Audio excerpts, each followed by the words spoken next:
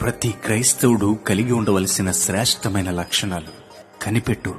కలవరపడకు, ప్రార్థించు, పట్టువిడువకు, నిరీక్షించు, నిరుత్సాహపడకు, ఎదురు చూడు కాని ఎదిరించకు, అర్థం చేసుకో, అపార్థం చేసుకోకు, విధేయత చూపు, విసుగు చెందకు, ధైర్యంగా ఉండు,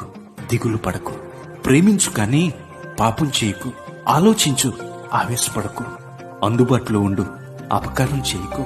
భయభక్తులు కలిగి ఉండు గాని భయపడకు, సువార్త చాటు, సిగ్గుపడకు, నిజాయితీతో బ్రతుకు, నటించకు, జాగ్రత్తగా ఉండు, చాకు చేయకు, సహించు గాని సనగకు, ఆదరించు, అవమానించుకో, తగ్గించుకో,